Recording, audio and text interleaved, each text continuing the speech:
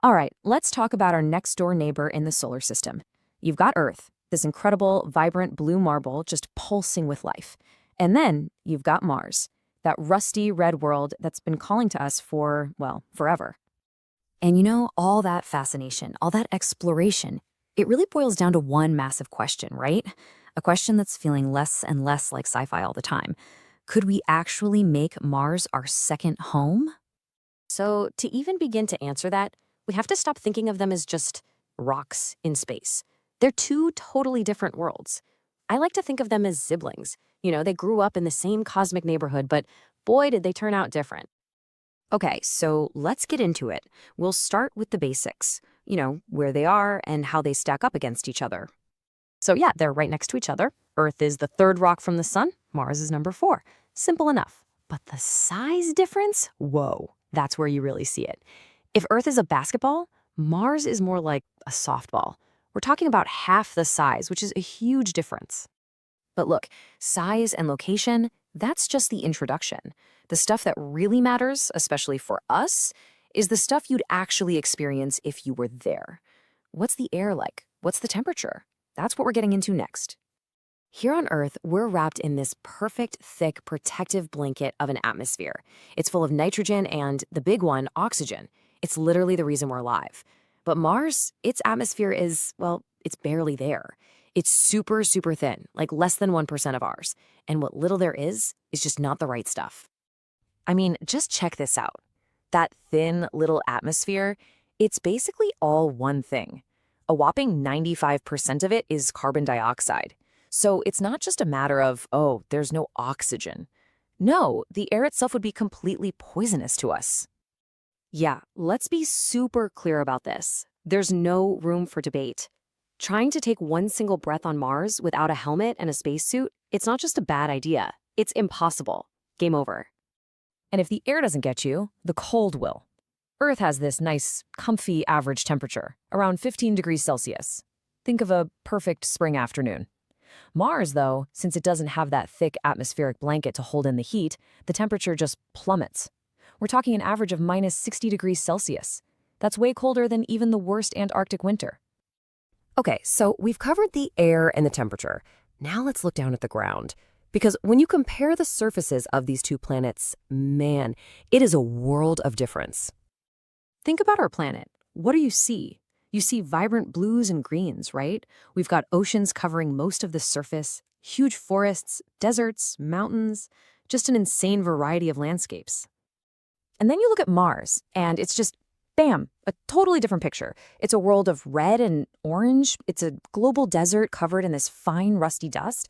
But don't get me wrong, it's got some epic features, like the biggest volcano in the entire solar system, Olympus Mons, and a canyon system so massive it makes our Grand Canyon look like a little crack in the sidewalk. Okay, so I know what you're thinking. But wait, I heard there's water on Mars. And you're right, there is. But here's the crucial thing. It's all about what form that water is in. Earth has these huge, sloshing liquid oceans. On Mars, the water is locked up. It's frozen solid in the polar ice caps or buried deep under all that red dust. So the places themselves are night and day. But what about time? How does a day feel? How long is a year? Let's look at the planetary rhythm. All right, let's just lay out the numbers. We all know Earth's deal. 24 hours in a day, about 365 days in a year.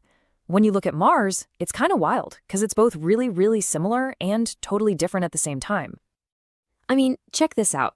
This is one of the coolest coincidences, I think. A day on Mars, they call it a sol, is almost the same length as ours. It's just about 40 minutes longer. So that whole cycle of sunrise, daylight, sunset, it would actually feel pretty normal to us. But then you look at the year. That's where things get weird. Mars is farther from the sun, so it has a much bigger lap to run. A Martian year is almost 700 Earth days long. That means winter would last for almost a year. And yeah, you'd only get to celebrate your birthday about once every 2 years.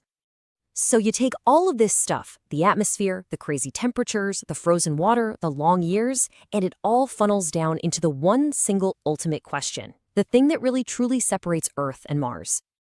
I mean, look around. Our planet is just teeming with life.